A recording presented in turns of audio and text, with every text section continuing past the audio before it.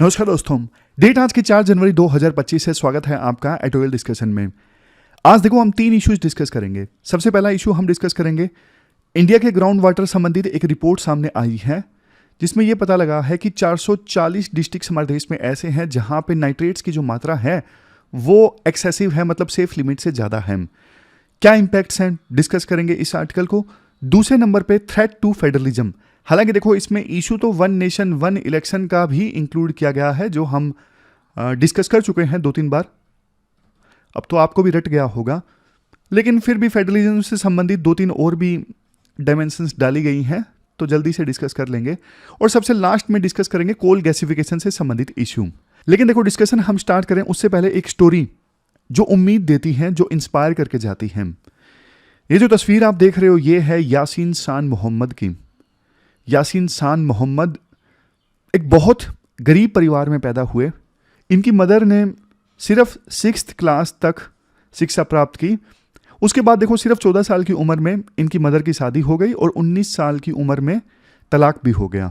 ऐसी सिचुएशन में देखो बच्चों की माँ के ऊपर पूरा बर्डन आ गया बच्चों की परवरिश करने का। ना सिर्फ बच्चों की परवरिश करने का बल्कि बच्चों की दादी की भी परवरिश करने का, मतलब उनको भी सपोर्ट करना था।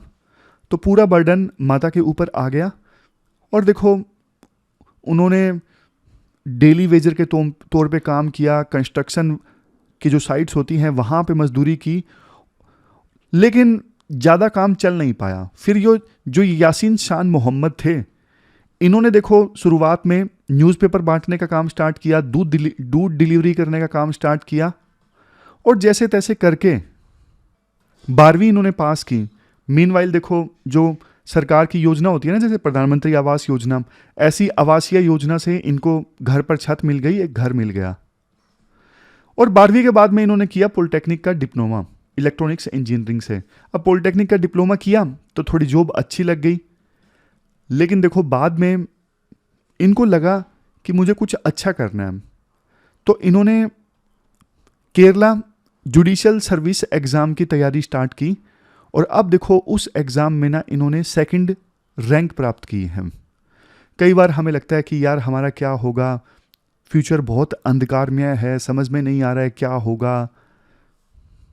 बट देखो ऐसी जो स्टोरीज़ हैं बहुत इंस्पायर करके जाती हैं। हालांकि देखो सिर्फ इन्हीं स्टोरीज़ के बेस पे अपने सारे के सारे लाइफ संबंधित फैसले नहीं लेने चाहिए, क्योंकि सक्सेस स्टोरीज उम्मीद जरूर देती हैं, लेकिन एक सच्चाई देखो ये भी है कि सक्सेस स्टोरीज होती कम हैं। तो हमेशा हमें प्रैक्टिकल भी सोचना चाहिए। बट देखो वो सारे सीरियस एस्पायरेंट्स जिनको कभी कभी टेंशन होती है ना कि क्या होगा, मैं उनको सिर्फ देखो एक ही बात बोलूँगा। मेरा जितना भी एक्सपीरियंस है ना, मतलब जब से मैंने तैयारी स्टार्ट की तब से लेके तो 12-13 साल का एक्सपीरियंस है। मैंने ये देखा, देखो जो लोग सीरियस एस्पायरेंट्स हैं ना और बिल्कुल डेडिकेटेड ढंग से तैयारी कर रहे हैं ना, यूं तो नहीं कहूँगा देखो उनका यूपीएससी पक्का क्लियर होगा, लेकिन देखो अगर सीरियस एस्पायरेंट्स है ना तो लाइफ में ना कुछ बढ़िया होता ही है। या फिर यूपीएससी नहीं तो पीसीएस का एग्ज़ाम निकल जाता है या फिर कोई और एग्ज़ाम निकल जाता है। लेकिन देखो कई बार ना समय लग जाता है और इसी बीच काम आती हैं ये स्टोरीज़ जो देखो मोटिवेट करके जाती हैं, इंस्पायर करके जाती हैं, उम्मीद दे के जाती हैं। आज यासीन शान मोहम्मद ने रैंक 2nd हासिल की है, कल हमारा नंबर होगा। तो अब चलिए डिस्कशन स्टार्ट करते हैं। हमारी आज की डिस्कशन में first important article ground water में नाइट्रेट्स के कंटामिनेशन से संबंधित है। आप सिलेबस में जीएस पेपर 3 के इन टॉपिक्स से आर्टिकल को रिलेट कर सकते हो। क्या कंटेस्ट है? अभी देखो हाल ही में ना सेंट्रल ग्राउंड वाटर बोर्ड ने ना एक रिपोर्ट पब्लिश की। इस रिपोर्ट में ये बताया गया कि अभी ग्राउंड वाटर की क्या सिचुएशन है और ग्राउंड वाटर की क्वालिटी कैसी है। तो रिपोर्ट से देखो कुछ चिंताजनक बातें सामने आई। सबसे पहली चीज़, 2017 में ना 359 डिस्ट्रिक्ट्स ऐसे थे जहां पर ग्राउंड वाटर में नाइट्रेट्स की जो मात्रा थी ना वो एक्सेसिव थी, यानी एक्सेप्टेबल लेवल से ज़्यादा थी। बट देखो अब इन डिस्ट्रिक्ट्स की संख्या ना बढ़ के 440 हो गई है। अब 440 डिस्ट्रिक्ट्स ऐसे हैं जहां पर ग्राउंड वाटर में नाइट्रेट्स की जो मात्रा है वो एक्सेसिव है। आप पूछोगे सर आप ये बताओ नाइट्रेट्स की मात्रा एक्सेसिव होने का क्या मतलब है।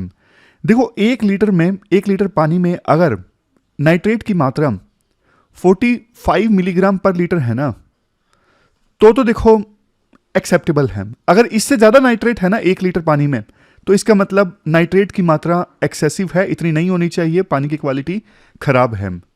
इसके बाद एक क्वेश्चन जो यूपीएससी प्री में भी पूछ सकती है और मेंस में भी पूछ सकती है, अगर देखो पानी में नाइट्रेट्स की मात्रा ज़्यादा है तो होता क्या है इससे। देखो सबसे पहली चीज़ तो हेल्थ पे नेगेटिव इंपैक्ट पड़ता है। वही एक्सेसिव नाइट्रेट वाला पानी लोग पीते हैं ना, तो फिर उनको मिथेमोग्लोबिनीमिया हो सकता है। ये मिथेमोग्लोबिनीमिया क्या होता है, देखो जब ये नाइट्रेट्स वाला पानी जनता पी जाती है ना, तो फिर नाइट्रेट्स का रिएक्शन होता है हीमोग्लोबिन के साथ में और बनता है मिथियोमोग्लोबिन।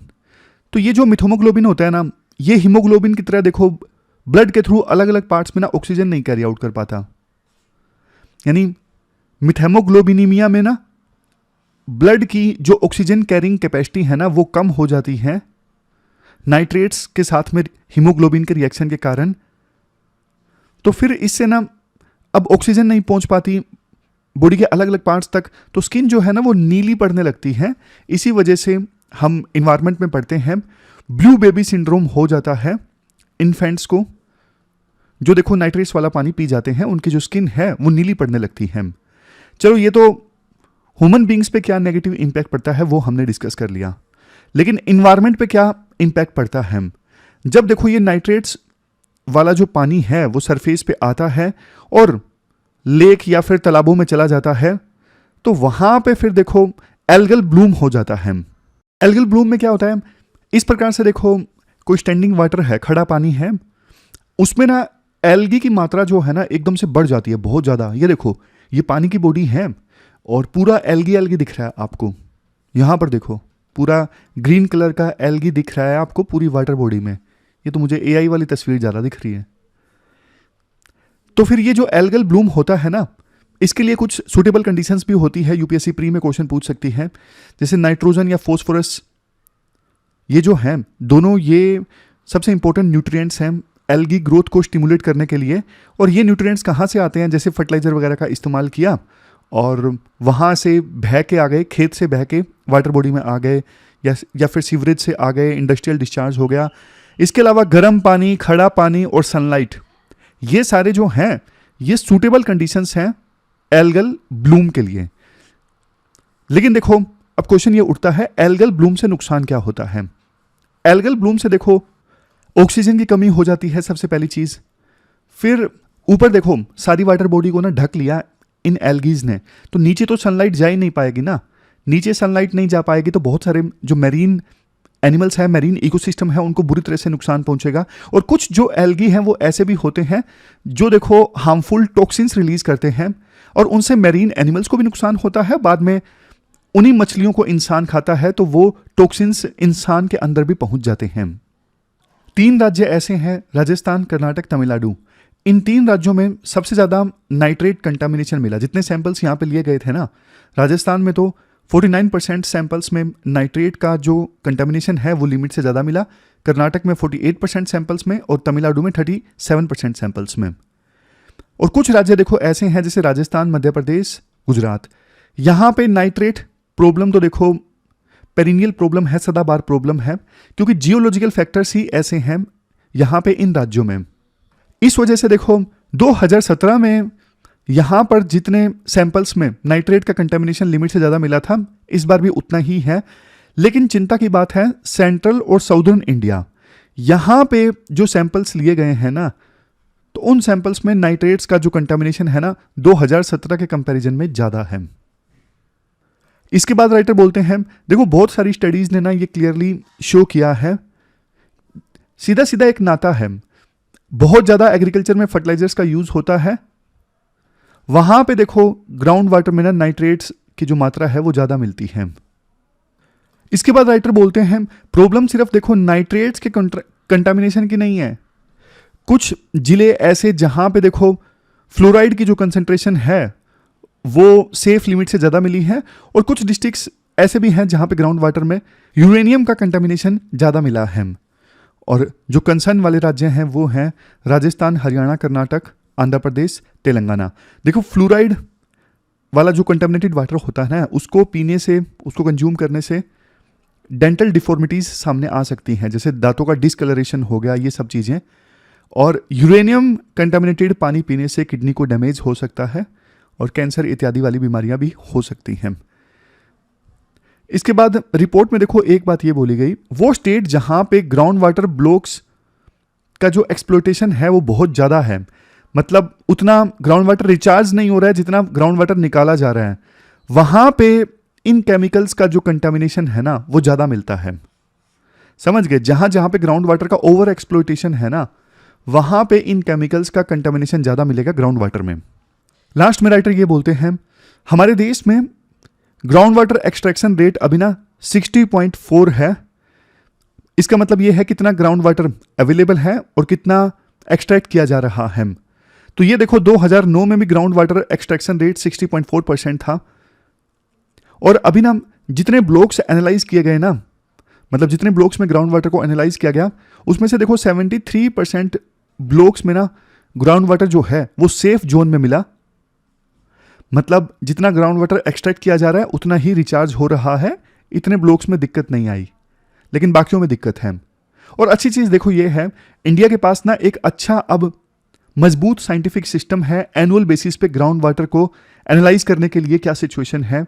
बट चुनौती ये है कि इस प्रकार के रिपोर्ट्स के आधार पे ना स्टेट गवर्नमेंट्स एक्शन लें, अदरवाइज तो सिर्फ ये यूपीएससी एस्पायरेंट्स ही पढ़ते रहेंगे, इन रिपोर्ट्स का कुछ होगा नहीं।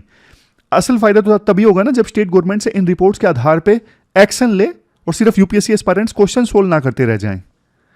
तो ये पूरा आर्टिकल हमने डिस्कस किया, चलते हैं आगे। इसके बाद नेक्स्ट आर्टिकल देखो, फेडरलिज्म और डेमोक्रेटिक प्रिंसिपल्स के सामने चुनौती से संबंधित है। अपने सिलेबस में जीएस पेपर सेकंड के इन टॉपिक्स से आर्टिकल को रिलेट कर सकते हो। क्या कंटेक्स्ट है? कंटेक्स्ट देखो यही है, one nation one election framework पर सरकार आगे बढ़ रही है। सरकार बिल भी लेकर आ गई है पार्लियामेंट में, अभी पार्लियामेंट्री कमेटी के पास में भेजा गया है इस बिल को विचार करने के लिए। आज इस आर्टिकल में राइटर ये बोलते हैं, देखो जब देश आज़ाद हुआ था ना, तो शुरुआती सालों में हमारे देश में वन नेशन वन इलेक्शन ही होते थे, लेकिन फिर ना एक ऐसा टूल यूनियन गवर्नमेंट ने यूज करना स्टार्ट किया जिससे पूरा सिस्टम ही बिगड़ गया। वो टूल था आर्टिकल 356। आर्टिकल 356 मतलब प्रेसिडेंट रूल लगाना।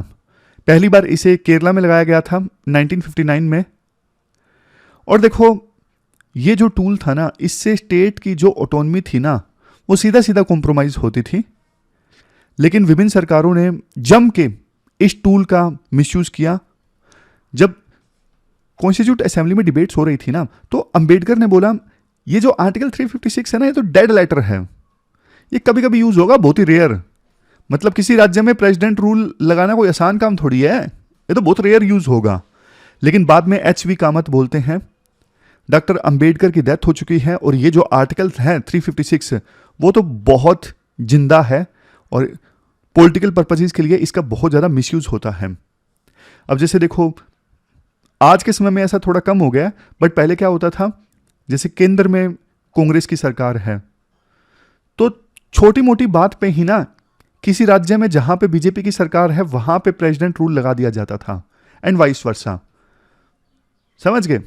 तो 1950 से लेके 1994 के बीच में सक्सेसिव गवर्नमेंट्स ने आर्टिकल 356 का ना जम के मिसयूज किया पॉलिटिकल रीजंस के चलते। फिर आया 1994 में एस.आर. बोमई केस जजमेंट, जिसमें फेडरल गवर्नमेंट्स के राइट्स को रिस्टोर किया गया और गवर्नर जो आर्बिट्ररी ढंग से एक्ट करते थे उनकी पावर्स पे लगाम लगाई एस.आर. बोमई जजमेंट ने। तो देखो आजादी से लेके अभी तक आर्टिकल 356 जो है वो 130 टाइम्स इन्वोक किया गया है, और वास्तव में जब जरूरत पड़ती है तब कभी नहीं लगाया जाता। जैसे मणिपुर में सिचुएशन इतनी ज़्यादा खराब हो गई थी तो वहां पे लगाना चाहिए था प्रेसिडेंट रूल सिचुएशन को संभालने के लिए, लेकिन वहां पे नहीं लगाया गया। फिर नेक्स्ट चीज बोलते हैं राइटर डिफेक्शन। ये भी देखो स्टेट गवर्नमेंट की स्टेबिलिटी के सामने एक बहुत बड़ी चुनौती है। होता क्या है, डेमोक्रेटिकली इलेक्टेड गवर्नमेंट को ना गिरा दिया जाता क्योंकि कुछ एमएलएज पासा पलट लेते। आयाराम गयाराम की राजनीति इतनी ज्यादा हो रही थी कि 1985 में ना एंटी डिफेक्शन लॉ आया संविधान के 52वें कॉन्स्टिट्यूशनल अमेंडमेंट के थ्रू, ये संविधान में 10th शेड्यूल का पार्ट है। इसमें ये प्रोविजन किया गया, अगर देखो कोई एमपी या एमएलए अपनी पार्टी चेंज कर लेता है तो फिर देखो उसकी जो सदस्यता है वो चली जाएगी। मतलब जिस टिकट पे वो चुन के आया था वो अपनी उस पार्टी को छोड़ के दूसरी पार्टी में शामिल हो जाता है तो डिस्क्वालीफाई हो जाएगा। लेकिन देखो इसमें भी लूप होल है। लूप होल ये है, इवन एमएलएज और एमपीज जब पार्टी चेंज करते हैं ना, तो स्पीकर जानबूझ के बहुत लंबा समय ले लेते हैं उनकी डिस्क्वालिफिकेशन संबंधित पिटीशन पर निपटारा करने के लिए, क्योंकि एक कमी कानून में उस समय छोड़ दी गई थी। टाइम नहीं बताया गया था कि स्पीकर को कितने टाइम के अंदर डिस्क्वालिफिकेशन संबंधित पिटीशन का निपटारा करना है। तो टाइम नहीं है तो कई बार ना स्पीकर 5-5 साल तक लटकाए रखते हैं ये डिस्क्वालिफिकेशन संबंधित पिटीशन, और इतने में तो सरकार ही खत्म हो जाती है, कार्यकाल सरकार का खत्म हो जाता है। तो इसमें लूप होल्स हैं। इवन उस जब 1985 में कानून बनाया गया था तो ये भी नहीं सोचा गया था कि हाँ भाई कुछ एमएलएज रिजाइन कर देंगे, फिर से री इलेक्शन हो जाएगा वहाँ पे और फिर सरकार बदल जाएगी। तो ये सब चीज़ें नहीं सोची गई थी। तो इस वजह से आज भी डिफेक्शंस जो हैं वो धड़ल्ले से होती हैं और कोई भी कानून रोक नहीं पाया इनको। तो राइटर देखो ये दो चीज़ें बोलते हैं ना, एक तो आर्टिकल 356 का मिसयूज और दूसरा ये डिफेक्शंस। ये दोनों जो चीज़ें हैं ना वो स्टेट गवर्नमेंट्स के लिए ना पास्ट में बड़ी चुनौती रही हैं, और इन दोनों चीज़ों से आर्टिकल 356 का मिसयूज और डिफेक्शन, इनसे ना फेडरलिज्म वाले स्ट्रक्चर को काफ़ी चोट पहुंची है। तो राइटर ये बोलते हैं कायदे से देखो अगर सरकार को कुछ करना था ना फेडरलिज्म मजबूत करने के लिए, तो इन दोनों चीज़ों को एड्रेस करने के लिए कोई कानून वगैरह बनाना चाहिए था। लेकिन सरकार लेके आई है one nation one election.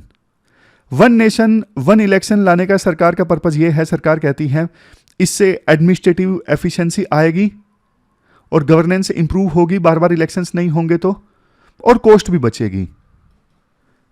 But writer इत्तेफाक नहीं रखते। राइटर कहते हैं देखो फेडरल सिस्टम जो है हमारे देश के संविधान में ना बेसिक स्ट्रक्चर का पार्ट है, और स्टेट गवर्नमेंट्स जो हैं वो रिलेटिवली इंडिपेंडेंट यूनिट्स हैं, वो लोकलाइज्ड प्रॉब्लम्स को सोल्व करने का काम करती हैं। लेकिन देखो जब एक साथ इलेक्शन होंगे ना तो जनता देखो स्टेट गवर्नमेंट की परफॉर्मेंस को इवेल्युएट नहीं करेगी। ज़्यादा संभावना यह है कि यूनियन गवर्नमेंट की परफॉर्मेंस को इवेल्युएट करके जनता वोट करेगी। इससे ना रीजनल पार्टीज को नुकसान हो जाएगा, क्योंकि रीजनल पार्टीज का जो स्कोप है ना वो स्टेट तक रहता है, नेशनल लेवल तक नहीं जाता है। तो नेशनल इश्यूज के बारे में जनता ज़्यादा सोच के वोट करेगी।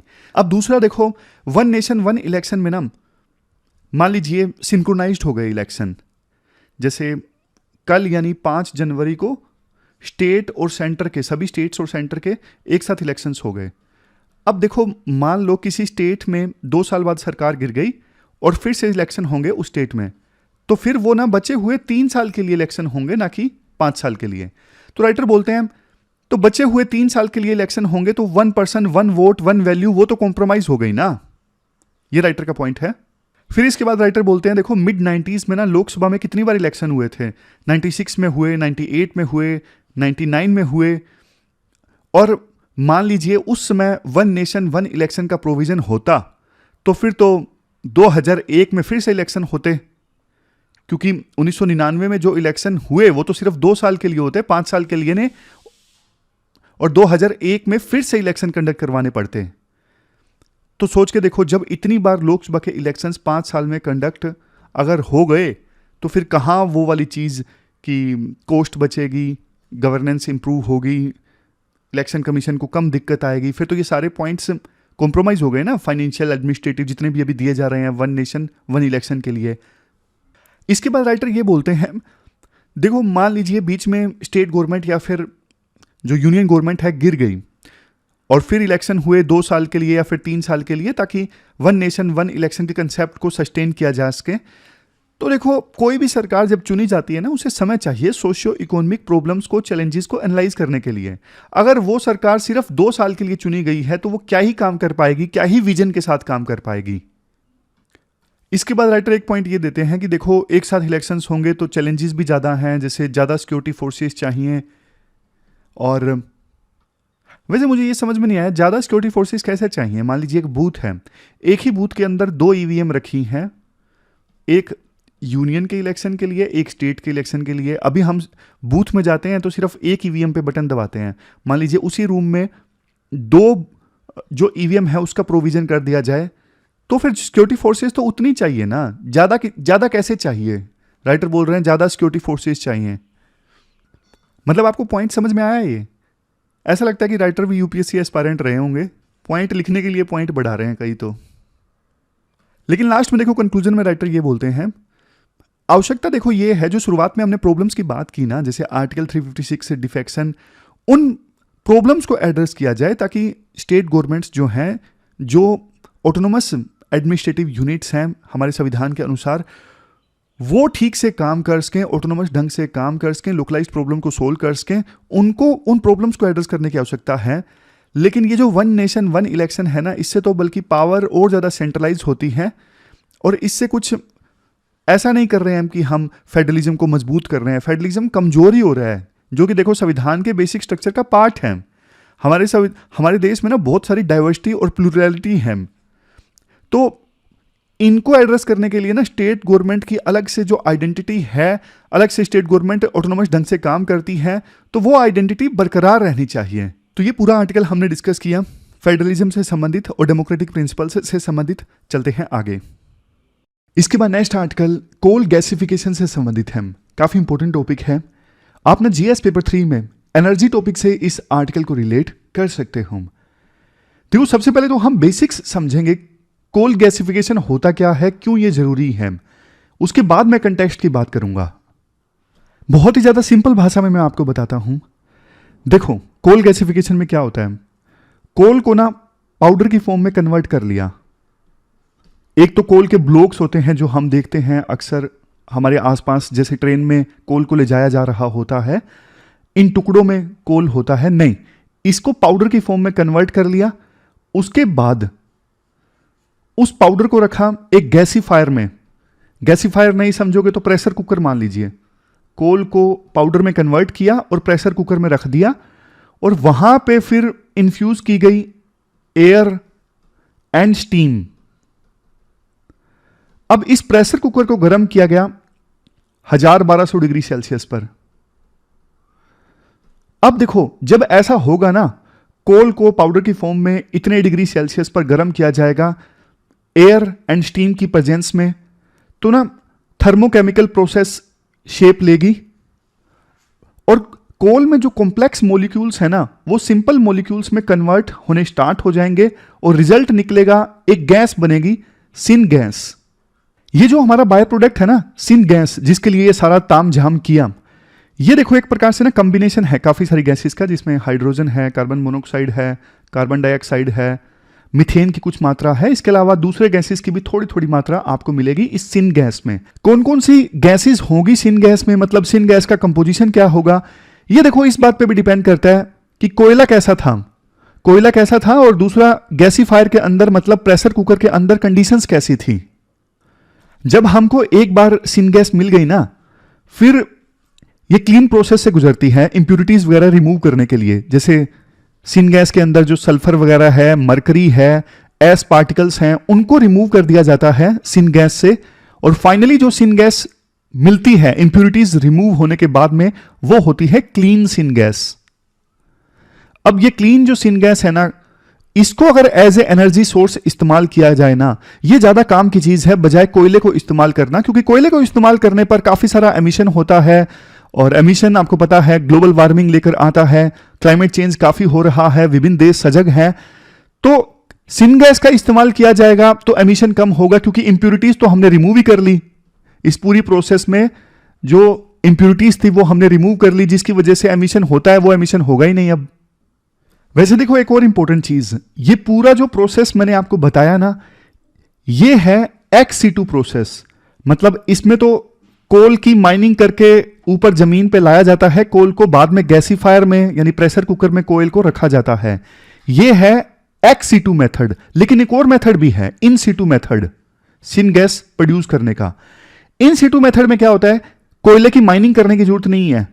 मान लीजिए जमीन है, जमीन के नीचे अंडरग्राउंड कोयला दबा हुआ है पूरा, वहां से माइन करके नहीं लाना, दबे रहने दो। अब किया क्या जाता है, एक ना होल किया जाता है, जैसे ये दबा हुआ है यहां पे पूरा, यहां से एक छोटा सा होल किया जाएगा।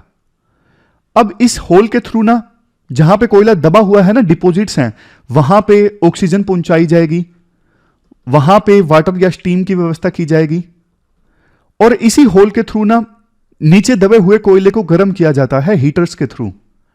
तो क्या होगा फिर, वो पूरी प्रोसेस जो हमने गैसीफायर के बारे में डिस्कस की ना, वो तो प्रेशर कुकर में होती है, गैसीफायर में होती है पूरी प्रोसेस, ये नीचे डिपॉजिट्स में ही हो जाएगी, क्योंकि होल के थ्रू हमने ऑक्सीजन और वाटर वहीं पे पहुंचा दिया जहां पे कोयले के डिपॉजिट हैं, और हीट की व्यवस्था भी कर दी। 700 से 900 डिग्री सेल्सियस तक गर्म किया जाता है कोयले के डिपॉजिट्स को।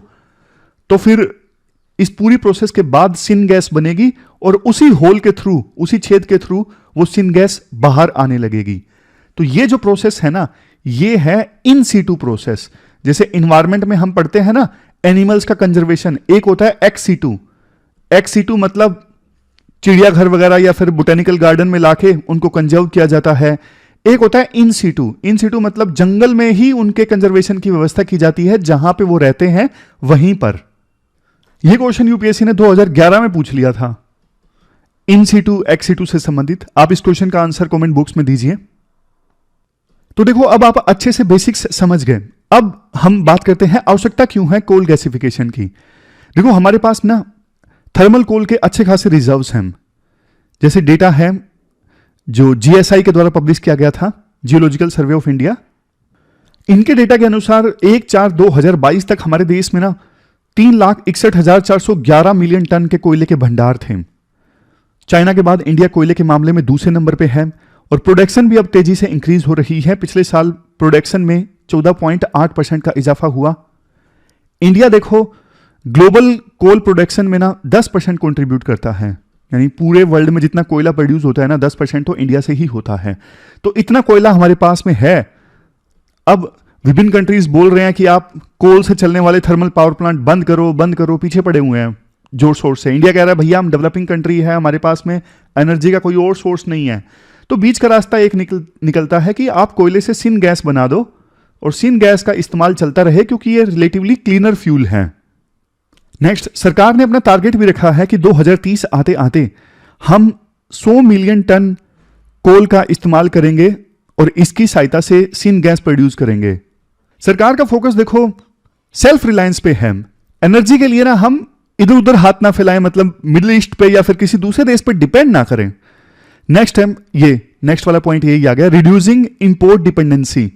अभी जो हम पेट्रोलियम इंपोर्ट करते हैं वेस्ट एशिया से, इतना ज्यादा उनके ऊपर डिपेंडेंट हैं, तो ये डिपेंडेंसी कम हो जाएगी अगर हम अच्छी खासी मात्रा में सिन गैस प्रोड्यूस कर पाते हैं तो। नेक्स्ट पॉइंट है, इतना सारा कोयला है, अगर देखो इंडिया ने कोई बढ़िया मेथड ढूंढ लिया ना इस कोयले को बढ़िया ढंग से यूज करने के लिए कि एमिशन भी ना हो और क्लीन फ्यूल की तरह हम इस्तेमाल भी कर सकें, तो कितना बढ़िया है। इसके बाद देखो एक पॉइंट ये आता है, सिन गैस का इस्तेमाल किया जा सकता है एपीआई मैन्युफैक्चर करने के लिए। आप पूछोगे सर ये एपीआई क्या है? ये है एक्टिव फार्मास्यूटिकल इंग्रेडिएंट्स। मतलब देखो जो मेडिसिन होती है ना, फॉर एग्जांपल पैरासीटामोल है, अब वैसे तो एक टेबलेट में ना बहुत सारी चीज होती है, बाइंडर भी होता है जो पाउडर को बाइंड करता है, लेकिन सबसे मेन चीज जिसकी वजह से दवाई एक्ट करती है, मेन जो कंपोनेंट होता है ना, उसे बोलते हैं एक्टिव फार्मास्यूटिकल इंग्रेडिएंट्स। अब इंडिया की ना डिपेंडेंसी है चाइना के ऊपर बहुत ज्यादा। ये जो एपीआई है ना, इंडिया अभी चाइना से बहुत ज्यादा इंपोर्ट करता है। इंडिया चाहता है कि हम सेल्फ सफिशिएंट हो, चाइना से इंपोर्ट ना करें। तो सिन गैस का इस्तेमाल किया जा सकता है देश में ही एपीआई मैन्युफैक्चर करने के लिए। इसके बाद एक क्रिटिसिज्म जो हालांकि आगे आएगा कि बहुत सारा पानी यूज होता है इस पूरी कोल गैसिफिकेशन में, पानी का वेस्टेज काफी ज्यादा है। तो पॉइंट पहले से दे दिया जाता है कि जो पानी है ना उसको फिर से रीयूज किया जा सकता है इफेक्टिवली, रीप्रोसेसिंग वाटर की हो सकती है। तो इसे इसलिए ये पॉइंट गलत हो जाता है कि बहुत ज्यादा पानी वेस्ट होता है इस प्रोसेस में। ये सारे चैलेंजेस हैं। इसके बाद चैलेंजेस हम डिस्कस करें उससे पहले मैं आपको कंटेक्स्ट बता देता हूं, बिल्कुल सही समय है कंटेक्स्ट बताने का। चूंकि देखो इतने सारे फायदे हैं कोल गैसिफिकेशन के लिए, इसलिए सरकार भी चाहती है कि कोल गैसिफिकेशन हमारे देश में ज्यादा से ज्यादा हो। तो इसके लिए ना सरकार ने viability gap funding scheme launch की है 8500 करोड़ की। चाहे देखो पब्लिक सेक्टर कंपनीज हों या फिर प्राइवेट सेक्टर की कंपनीज हों, सबके लिए प्रोविजन है सरकार की इस वायबिलिटी गैप फंडिंग स्कीम में। वायबिलिटी गैप फंडिंग क्या होता है? देखो मान लीजिए कुछ हाईवे वगैरह बनाना है रूरल एरिया में, लेकिन कोई प्राइवेट कंपनी आगे नहीं आ रही है या फिर कोई पीएसयू आगे नहीं आ रहा है वो हाईवे वगैरह बनाने के लिए। कहने का मतलब है ऐसे प्रोजेक्ट्स जिनके बारे में सरकार को लगता है कि एक बार बन गए तो इकोनॉमिकली फायदा होगा, लेकिन उसको बनाने के लिए कोई सामने नहीं आता है, क्योंकि बनाने वाली कंपनीज को लगता है कि प्रोजेक्ट हमारे लिए फायदे का सौदा नहीं है, फाइनेंशियली साउंड प्रोजेक्ट नहीं है। तो सरकार कहती है आप चिंता मत कीजिए, हम आपको थोड़ा सब्सिडी देंगे, आप आगे आइए बनाने के लिए, थोड़ा पैसा आप लगाइए, थोड़ा हम लगाते हैं। यह मतलब होता है वायबिलिटी गैप फंडिंग का। तो ये कोल गैसिफिकेशन वाले प्रोजेक्ट्स है ना, इसमें भी सरकार को यह लगता है ये काम की चीज है ये प्रोजेक्ट्स, तो सरकार पीएसयूज को और प्राइवेट कंपनीज को बोलेगी कि देखो थोड़ा पैसा आप लगाइए, थोड़ा हम आपको सब्सिडी के तौर पे देते हैं और ये प्रोजेक्ट्स आप इस्टेब्लिश कीजिए, इनसे देश को फायदा होगा। तो अब देखो 3 कैटेगरीज में ये वायबिलिटी गैप फंडिंग होगी। सबसे पहले पीएसयूज के लिए है, सरकार ने बोला है 4050 करोड़ हम आपको देंगे, 3 प्रोजेक्ट्स को सपोर्ट करेंगे, एक प्रोजेक्ट को हम देंगे 1350 करोड़ या फिर जितना टोटल प्रोजेक्ट पे कॉस्ट आएगा उसका 15%, दोनों में से जो भी कम है वो हम दे देंगे। टोटल 3 प्रोजेक्ट्स सपोर्ट किए जाएंगे इस फर्स्ट कैटेगरी में। सेकंड कैटेगरी में सरकार का कहना है हम 3850 करोड़ देंगे। ये सेकंड कैटेगरी में कोई भी प्रोजेक्ट ले सकता है, चाहे वो सरकारी कंपनी है या प्राइवेट सेक्टर का प्रोजेक्ट है। इसमें क्या होगा, हर एक प्रोजेक्ट को सरकार या तो 1000 करोड़ देगी या फिर टोटल जितने कॉस्ट आ रही है प्रोजेक्ट उसका 15%, दोनों में से जो भी कम है सरकार दे देगी। उसी प्रकार से तीसरी कैटेगरी में भी सरकार छोटे छोटे प्रोजेक्ट्स को भी वायबिलिटी गैप फंडिंग देगी।